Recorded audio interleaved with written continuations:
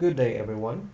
In this tutorial, we are going to learn how to perform simple statistics, specifically the descriptive statistics, bivariate statistics, and multivariate statistics. For descriptive statistics, we'll be calculating the mean and standard deviation, frequency, and percentage. For bivariate statistics, we'll be performing analysis such as chi-square, Pearson correlation, and t-tests. For multivariate analysis, we'll be performing binary logistic regression and multiple linear regression. For the software that we are going to use, I'll be introducing to you a very easy to use and free software, the JASP software.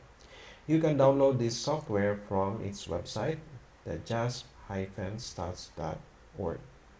And this is how its interface looks like.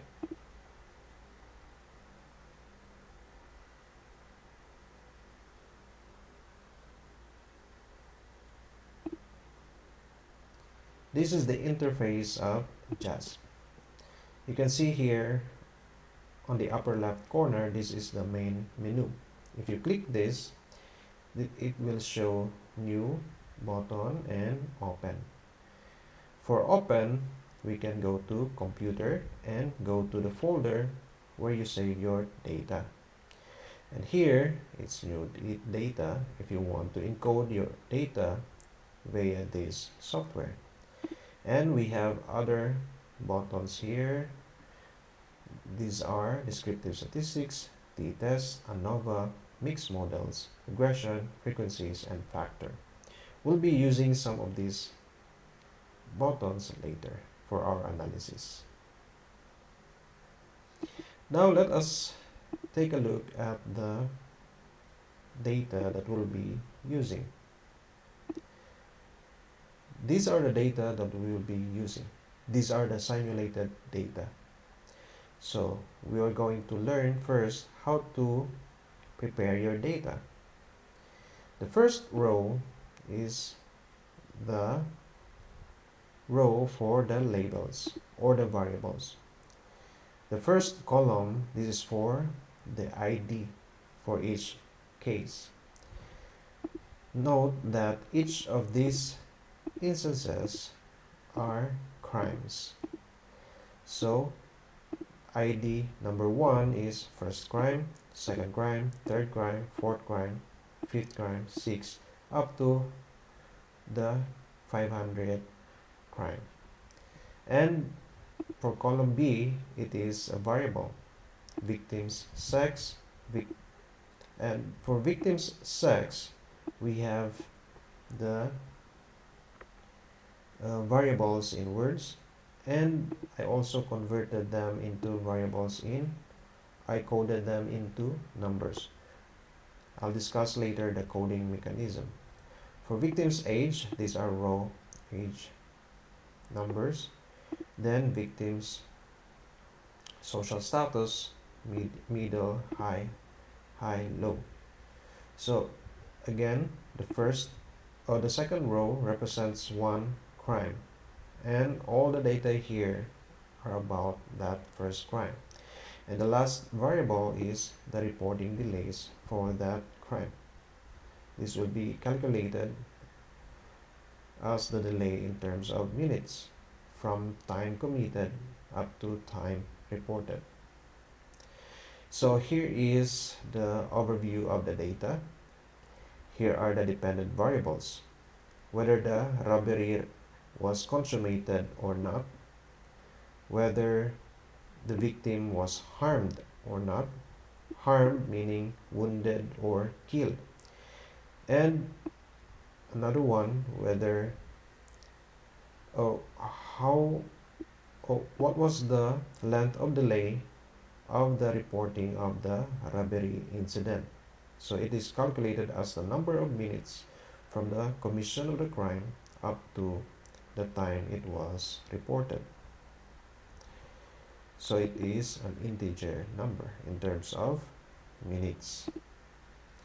So here are the dependent variables. In natural sciences, we term this as causes, or not causes, but effects. Dependent variables are effects. Independent variables are the causes. So we treat victim characteristics, offender characteristics, and incident characteristics as the causes of the effects here, the dependent variables. We call them dependent variables because their value depend on the independent variables. If the value of the independent variables change, they are expected to change. So their change in their values for the dependent variables depends on the change of values among the independent variables in theory and in our prediction. That's why it's called dependent variables, and here the independent variable. So let us run through the coding process. For whether the crime was consummated or not, it was coded as 1 if it was consummated. That is, the crime was completed. And if not consummated, just an attempt or frustrated stage, then the code was 0. You can see here the variable in column S, the crime, whether consummated or not.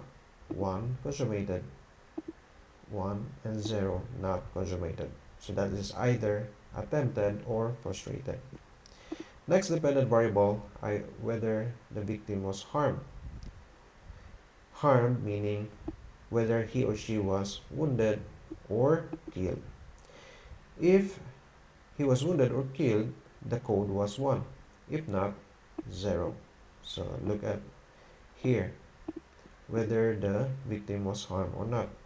The variable is 1 if harmed, 0 if not harmed.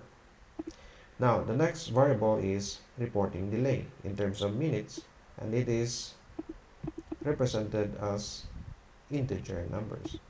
So we have 29 minutes, 42 minutes delay. 49 minutes from the time of commission of robbery up to the time it was reported to the police. So those are the 3 dependent variables in our simulated data. So here are the main focus of our study as the effects of the certain causes, the independent variables. Although in social sciences, in criminology, we do not term it as cause and effect, but we term it as independent variable and dependent variable. So for independent variables, we have 3 categories: victim characteristics, offender characteristics, and incident characteristics. For victim characteristics, we have victim's sex, victim's age, and victim's social status. For offender characteristics, we have offender sex, age, and social status. For incident characteristics, we have number of victims, number of offenders, whether the offender used a weapon, and the location of the crime, where the robbery was committed. For victim's sex, I coded it as male or female, and the code was, let's go to the next column, the column B, victim's sex, male or female. I made a coding for victim's sex into numbers 0 and 1, so that it's easy for me to interpret later, which I will show you also later. And the coding is the same as for the sex of offenders. For victim's sex, it is raw data of age: 24 years old, 16 years old, 29 years old. And the same for offender's age. Now let's go to social status. Social status, victim status, social status means whether his or her status is low, middle, or high. High meaning high social status, middle, and low social status. So here is um, the variable for victim social status: middle, high, and so on. Then I coded them as, for high, coded it as 3. For middle, 2. Low, 1. So that it will be deemed as an ordinal variable, because low is, for sure, it's below middle, which is 2 and 3. Now let's go to incident characteristics. Number of victims. Let's go to number of victims. It is in column L. Column L, number of victims. For the first crime, first robbery, number of victims was 1. For number of offender was 1. For second robbery, number of victim was 2 and offender 2. Now, weapon used, whether the offender used weapon. For the first robbery, there was weapon used, so as well as the third and fourth, second and third robberies. For the fourth, none. Fifth and sixth. For location type, the original data is, for the first crime was street, then second street, then residence, meaning the robbery was committed on the street, or at the street, or near the street, or it was committed in the residence. Open space connotes a vacant lot, parking lot, parks, forests, farms, open spaces. Then I made another coding for each of the type of location. For building, it is 0 if not in building. It is 1 if it was committed inside the building. For open space, it is 0 if not committed in the open space, and 1 if committed in the open space.